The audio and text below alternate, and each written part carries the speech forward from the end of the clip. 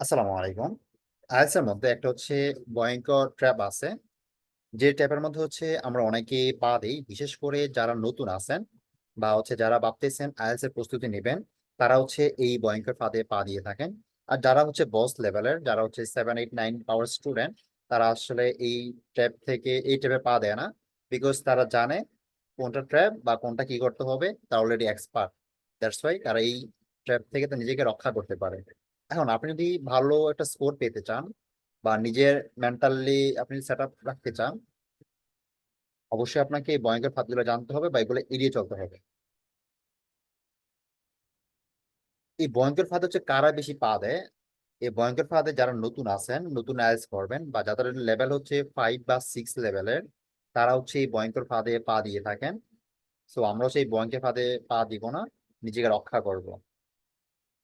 এখন এই ভয়ঙ্কর ফাঁদের মধ্যে প্রথম যেই ভয়ঙ্কর ফাঁদ হলো সেটা হলো যে কম্পেয়ার উইথ আদার্স। এখন আপনি চিন্তা করেন, যদি আপনি নিজেকে অন্য একজনের সাথে আপনি তুলনা করেন, কখনোই আপনার অন্য একজনের মতো হইতে পারবেন না। ইভেন যারা 8 লেভেল আর 9 লেভেলে, তাদের সাথে যদি আপনি কম্পেয়ার করেন আপনার লেভেল 5 বা 6 হয়ে, এটা কখনোই সামঞ্জস্যপূর্ণ না। বিকজ তারা আগে থেকে এক্সপার্ট, তারা সবকিছু জানে বোঝে। তাদের কোনো আইএলটিএস কোচিং প্রয়োজন হয় না, জাস্ট হচ্ছে কেমব্রিজের মানে কোশ্চেন গুলো ওরা জাস্ট ফলো করে কিভাবে কোশ্চেন গুলো আসে, দ্যাটস ইট। তারা হচ্ছে পরবর্তীতে সবকিছু নিজের মতো করতে পারে। যেমন স্পিকিং খুব অনায়াসে করতে পারে, রাইটিং তারা অলরেডি লিখে আসতেছে ছোটকাল থেকে, তারপর লিসেনিং যা শোনে তাই ওরা লিখতে পারতেছে 40-এ 40। তারপর রিডিং, আমরা ছোটকাল থেকে মডেল কোশ্চেন, আমরা সাপোজ আমরা একটা প্যাসেজ পড়ে আমরা অ্যান্সার করে আসতেছি, সেম ভাবে তারা হচ্ছে একটা প্যাসেজ পড়ে দেন, ওখান থেকে প্রশ্ন খুঁজে অ্যান্সার করতেছে। সো তাদের কোনো কোচিং বা হচ্ছে মেন্টর প্রয়োজন হয় না। বাট যারা হচ্ছে ট্র্যাপে বা ফাঁদে পড়েন, তাদের জন্য একটা গাইডলাইন প্রয়োজন হয়ে থাকে। সো এই গাইডলাইনের জন্য মূলত হচ্ছে আপনাদের কারো সাপোর্ট নেওয়ানো হয়ে মানে প্রয়োজন হয়ে থাকে আর কি। সো এই জন্য কখনোই হচ্ছে আপনারা অন্য একজনের সাথে কম্পেয়ার করবেন না, নিজের অবস্থা নিজে মূল্যায়ন করেন। যারা 9 লেভেলের 8 লেভেলে, তারা 15 দিন 10 দিন দেখে হয়তো আপনি মনে করতে পারেন যে ও তো হচ্ছে 10 দিন বা 15 দিন বা 20 দিন প্রিপারেশন নিয়ে পরীক্ষা দিয়ে দিচ্ছে, বাট আমার অলরেডি 1 মাস হয়ে গেছে, আমি কেন পরীক্ষা দিতে পারতেছি না, বা আমার তো প্রিপারেশন ভালো না। বা হচ্ছে অনেকে দেখবেন যে 3-4 মাস হয়ে গেছে, তারপরে ওদের প্রিপারেশন ভালো না, ইভেন ওদের কনফিডেন্স নাই ওরা যে 7 পাবে, এমন একটা কনফিডেন্স নাই। বিকজ তাদের অনেক দুর্বলতা আছে। তো এই দুর্বলতা যখন আপনি নিজেকে কম্পেয়ার করবেন, আমার 3 মাস হয়ে গেছে আমি এখনো পারতেছি না, আর অনেকে দেখি যে 15 দিন বা 20 দিন পরীক্ষা দিয়ে ওরা 7+ পেয়ে যাচ্ছে। সো যখন আপনি এভাবে কম্পেয়ার করবেন, তখন আর নিজে হতাশ হয়ে যাবেন। হতাশ হয়ে আমি এমন অনেক স্টুডেন্টদেরকে দেখছি যারা হচ্ছে আইএলটিএস করাই ছেড়ে দিছে। তো একটা জিনিস মাথায় রাখেন, আইএলটিএস যদি এতই সহজ হতো, যে লাইক আমাদের যদি বাংলাদেশ প্রেক্ষাপট চিন্তা করি, যে একটা সরকারি জব পাইতে গেলে আপনি লং টাইম প্রিপারেশন নেওয়া লাগবে। যদি আপনি বিসিএস দেন তাহলে হচ্ছে আপনাকে লং টাইম প্রিপারেশন নেওয়া লাগবে। আর সেই জায়গায় যদি আপনি 10 বা 15 দিন সময় নিয়ে আপনি একটা ভালোটা স্কোর পান, স্কোর তো যদি আপনি ভালোটা দেশে যেতে পারেন, তাহলে আপনি কেন এই অপরচুনিটি গ্রহণ করবেন না? কিন্তু তারপরে হচ্ছে সবাই চায়, বাট সবাই তো পারতেছে না। বিকজ এটা অনেক অনেক কিছু এখানে আছে, যাদের প্রবলেম গুলো আছে তারা হচ্ছে এখানে আটকে পড়ে যায়। আর যাদের মনে করেন যে প্রবলেম গুলো নাই, তারা 7+8+ পেয়ে ওরা চলে যাচ্ছে। সো এট ফার্স্ট আপনার মেন্টালি মানে মানসিক ভাবে আপনি সেট আপ করেন, এবং কি কখনোই অন্য কারোর সাথে নিজেকে কম্পেয়ার করবেন না। নিজের যে দুর্বলতা গুলো আছে সেগুলা যাচাই বাছাই করে দেন হচ্ছে প্র্যাকটিস করেন, এটা হচ্ছে মেইন পয়েন্ট। সো কখনোই আপনি নিজেকে অন্য একজনের সাথে কম্পেয়ার করবেন না। 2 নম্বর হলো যে গাইডলাইন্স। আচ্ছা, গাইডলাইন্স এন্ড সাপোর্ট। গাইডলাইন, এখানে হচ্ছে আমাদের যে বিষয়টা হচ্ছে, আমরা প্রথমে শুরু করি যে আমরা নিজের নিজের প্রস্তুতি নেব। প্রস্তুতি নিয়ে হচ্ছে আমরা ইউটিউব থেকে অনেকগুলো ভিডিও দেখি। ভিডিও দেখার পরে আমরা চিন্তা করি যে আমরা সাপোজ প্রশ্নগুলো কেমন হয়, আর নিজেরা নিজের প্রস্তুতি নিব, কোনো সাপোর্ট বা কোনো গাইডলাইন নিব না, নিজেদের মতো করে ইউটিউব থেকে আমরা নিব। ওকে ফাইন, এটা আমি অবশ্যই প্রিফার করি। যাদের লেভেল হচ্ছে মনে করেন যে আপনি যেই লেভেল হন না কেন, আপনি ইউটিউবে যা কিছু পাবেন কোনো মেন্টর আপনাকে তা শিখাতে পারবে না। বিকজ যদি আপনি কোনো কোচিং এ ভর্তি হন বা কোনো একজন মেন্টরের কাছে আপনি ভর্তি হন, তাহলে হচ্ছে সে যা কিছু জানে এর মধ্যে কিছু লিমিটেড বিষয় আপনাকে শেয়ার করবে। বা হচ্ছে সে যা কিছু জানে সবকিছু শেয়ার করা পসিবল না, বা যতটুকু সম্ভব হয় বা সে যা কিছু মনে করে শেয়ার করা পসিবল ততটুকু শেয়ার করবে। কিন্তু আপনি যদি ইউটিউবে দেখেন বা গুগলে দেখেন, এখানে আপনি অনেক বিশাল পরিমাণ রিসোর্স পাবেন। জাস্ট হচ্ছে আপনার দরকার কোন জিনিসটা আপনার খুঁজে পেতে হবে, বা কোন জিনিসটা আপনার দরকার, শুধু জাস্ট সেই জিনিসটা খুঁজে আপনি পড়বেন। ইভেন আপনি যদি একজন মেন্টর আপনাকে একটা ওয়েতে আপনাকে পড়াচ্ছে বা একটা স্ট্র্যাটেজি ফলো করে আপনাকে পড়াচ্ছে, ওই স্ট্র্যাটেজি আপনার ভালো লাগতেছে না, যদি হচ্ছে একটা স্ট্র্যাটেজি বা একটা পড়ানো যদি আপনার ভালো না লাগে, তখন কিন্তু আপনার ওই পড়াটা খুব মানে এনজয় হতে পারবেন না।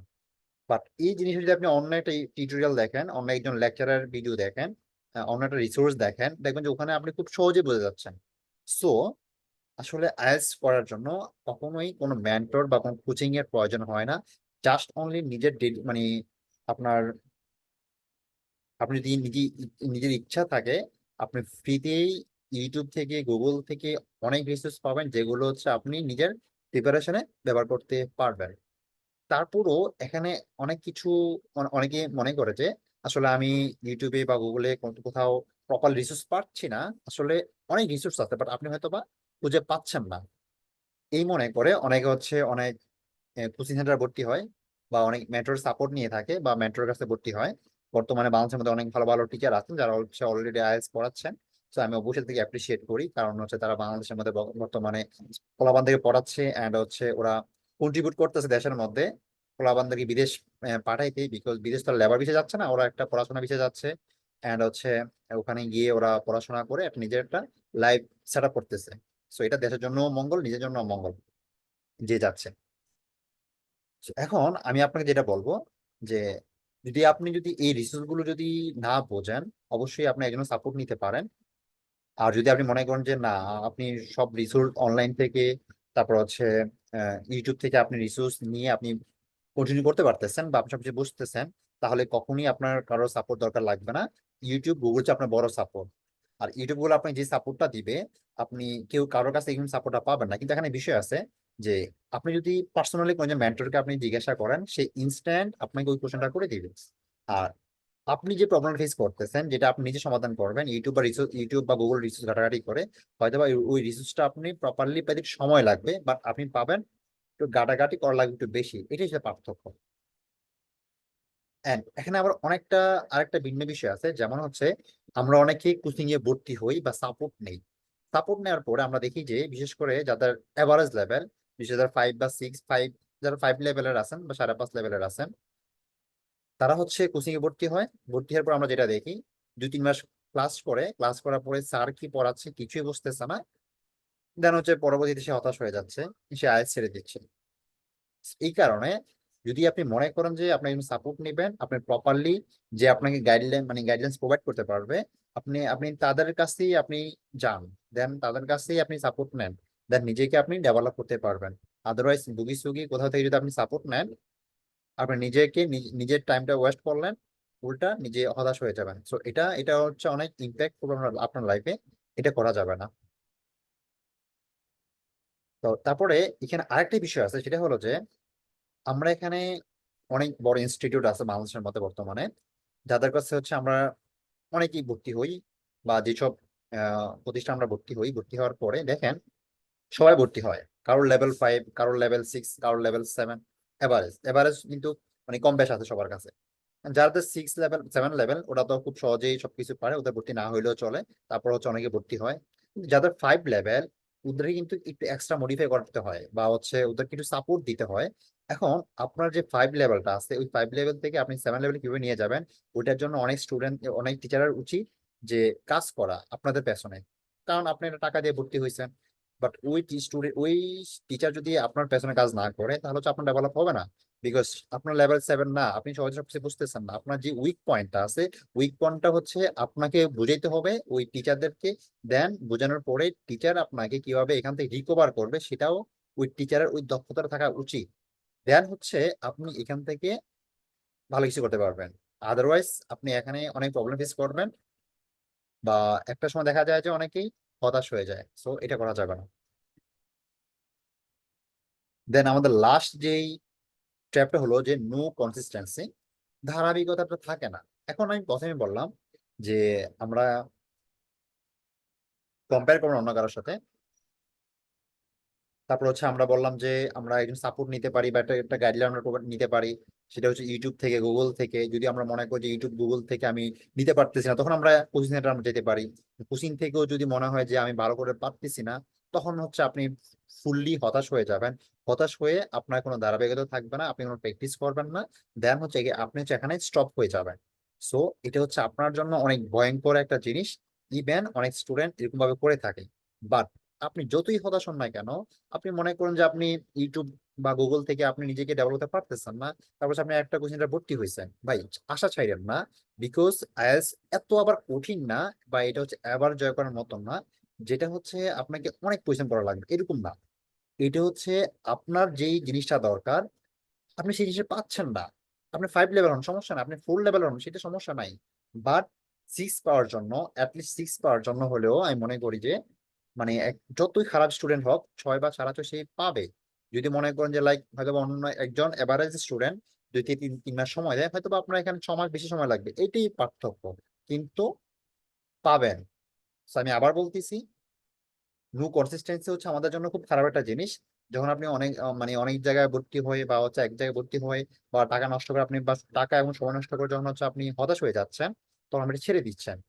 সো এটা আপনার জন্য অনেক ব্যাড ইম্প্যাক্ট করতেছে আপনার লাইফে, যে কখনই করা যাবে না। আপনি যতই খারাপ স্টুডেন্ট হন না কেন, আপনি মিনিমাম 6.5 পাওয়ার যোগ্যতা রাখেন আমি মনে করি। বিকজ 6.5 পাওয়াটা এখানে এবার জয় করার মতো না। একটা খারাপ স্টুডেন্টও 6.5 পেতে পারে, বিকজ ওই স্টুডেন্টের যা কিছু দরকার জাস্ট হচ্ছে ওইটাই তাকে দিতে হবে, দ্যাটস ইট। এটাই মেইন থিং। বাট এই জিনিসটা হচ্ছে আমাদের বাংলাদেশের মধ্যে অনেক মেন্টর বা হচ্ছে অনেক ইনস্টিটিউট দিতে পারতেছে না, যার কারণে হচ্ছে ওইসব ইনস্টিটিউট থেকে অনেকজন স্টুডেন্ট ঝরে পড়তেছে। সেই ঝরে পড়ার কারণে ওরা এখানে মানে আইএলটিএস করাই ছেড়ে দিচ্ছে। সো ফাইনালি যে বিষয় সেটা হলো যে আমাদের ধারাবাহিকতা মানে মেনটেন করতে হবে, রক্ষা করতে হবে। আমরা হচ্ছে একটা কোচিংয়ে ভর্তি হয়েও যদি আমরা টাকা নষ্ট করতেছি সমস্যা নাই ভাই, আপনি যাবেন, আপনি বিদেশ যাবেন মনে করেন যে লাইক 10-12 লাখ টাকা খরচ করে, ওই টাকাটা হচ্ছে আপনি আবার 20,000 টাকা 10,000 টাকা বা 5,000 টাকা অন্য ইনভেস্ট করেন, আপনি আবার অন্য একজন মেন্টরকে আপনি সাপোর্ট নেন। আর আসলে মেন্টর থেকে সাপোর্ট নেওয়ার থেকে আমি প্রিফার করি আপনি ইউটিউব গুগল থেকে সাপোর্ট নেন, আপনার যে জিনিসটা দরকার সেই জিনিসটা আপনি খুঁজে নেন। যদি আপনার এই খুঁজে নেওয়ার মন মানসিকতা না থাকে, তাহলে ভাই আপনি অনেক কিছু শিখতে পারবেন না। কিন্তু যখন হচ্ছে আপনি একটা জিনিস খোঁজার জন্য চেষ্টা করবেন, দেখবেন যে ওই জিনিসটা শিখতে গিয়ে এটার সাথে সাথে অনেক কিছু জিনিস আপনি শিখতে পারতেছেন। সো শিক্ষা কখনোই মানে অকেজো না বা বিফলে যায় না। So, প্রত্যেকটা শিক্ষা হচ্ছে লাইফের জন্য ইম্পর্টেন্ট। প্রত্যেকটা লেসন আপনার জীবনে কোনো না কোনো ভূমিকা পালন করবে। সো আপনি নিজে থেকেই ইউটিউব বা গুগল থেকে ঘাটাঘাটি করে নিজেকে কন্টিনিউ করেন, বা হচ্ছে একটা গাইডলাইন ফলো করেন, যে গাইডলাইন ফলো করলেই আপনি হচ্ছে নিজেকে ডেভেলপ করতে পারবেন। বা হচ্ছে আমাদের যেই গাইডলাইন্স ভিডিওগুলো আছে বা আমাদের ইউটিউব যে ভিডিওগুলো আছে ভাই, এগুলো ফলো করলেও আপনি সারা পাবেন আমি মনে করি। জাস্ট হচ্ছে প্র্যাকটিস করেন, ধারাবাহিকতা মেনটেন করেন, কন্টিনিউ করেন, দ্যাটস ইট। তাহলে হচ্ছে আপনি নিজে ডেভেলপ করতে পারবেন, এবং এই যে আপনার ফাঁদ আছে, আইএলটিএস এর যে ফাঁদ আছে সেটা থেকে নিজেকে রক্ষা করতে পারবেন। ফাইনালি যে বিষয়টা হলো যে সেলফ অ্যাসেসমেন্টস। এখন আপনাকে এই জিনিসটা করতে হবে, নিজের অবস্থা নিজে মূল্যায়ন করতে হবে।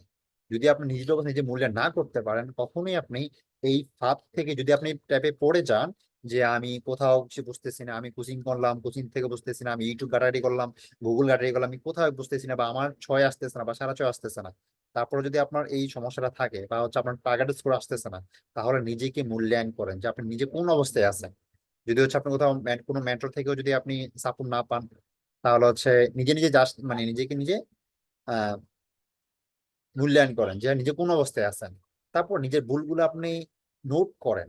এই ভুলগুলা মানে ইমপ্রুভ করার জন্য আপনার কি কি কাজ করা উচিত সেটা আপনি নোট করেন, আপনি সেগুলো প্র্যাকটিস করেন কন্টিনিউয়াসলি। একদিন করবেন আরেকদিন করবেন এটা করা যাবে না। ডে বাই ডে আপনাকে এগুলো প্র্যাকটিস করতে হবে এন্ড এগুলোতে কাজ করতে হবে। যখন হচ্ছে নিজেকে নিজে মূল্যায়ন করতে পারবেন, তাহলে হচ্ছে আপনি এখানে 100% শিওর নিজে ডেভেলপ করতে পারবেন। যে নিজেকে নিজে মূল্যায়ন